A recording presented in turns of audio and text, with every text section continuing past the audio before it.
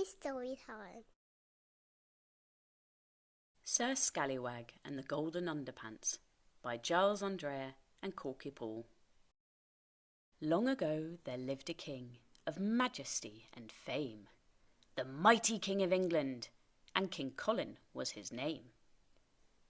King Colin wasn't clever, and King Colin wasn't bold, but what made King Colin special were his underpants of gold.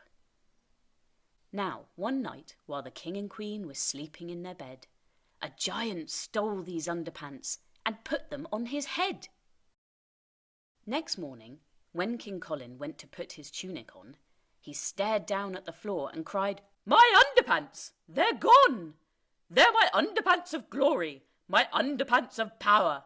My breakfast will be ruined if they're not back within this hour. Go send out for my bravest knight," he bellowed down the hall. And so they fetched Sir Scallywag, the bravest knight of all.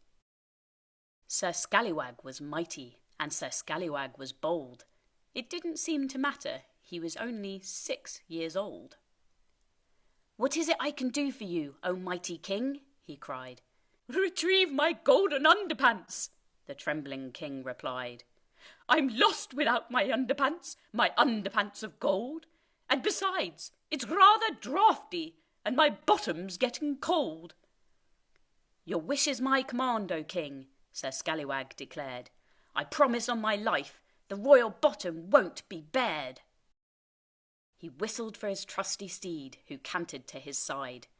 "Come, doofus," said Sir Scallywag, "we're going for a ride." They galloped over mountains, and they rode through forests green.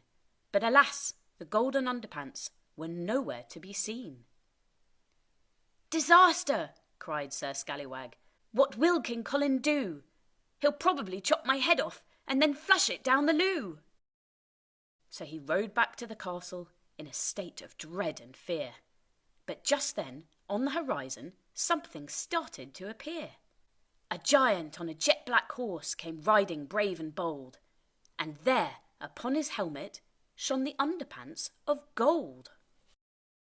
"I've come to take this kingdom," the wicked giant said, "and no one can defeat me with these underpants upon my head.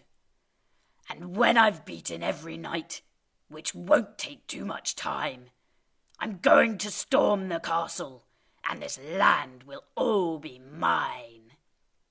"Oh, will it?" cried Sir Scallywag. "Well, let's just wait and see, for you won't defeat this kingdom without first defeating me." The giant roared with laughter. "But you're just a little boy.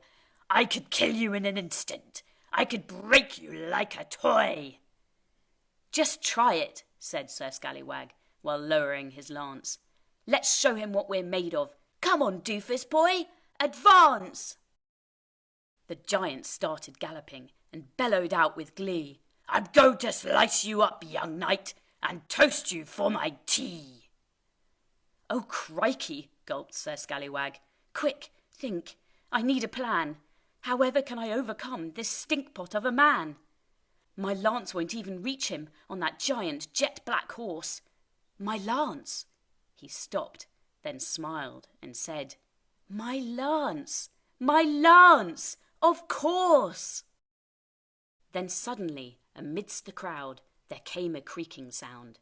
Sir Scallywag had thrust his lance-tip deep into the ground, and all the king and queen could do was raise their heads and stare, as Scallywag was catapulted high into the air.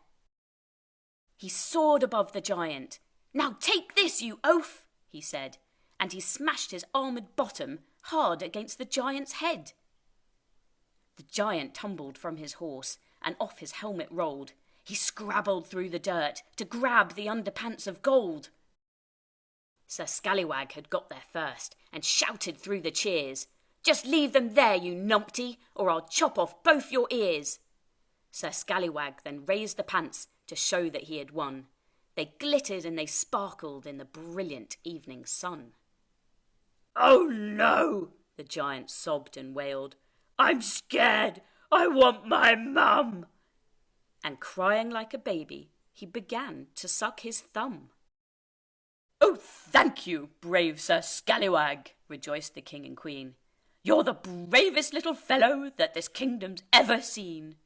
No other knight we've ever known has shown such splendid form." Then the king sat down for breakfast, and his eggs were still just warm.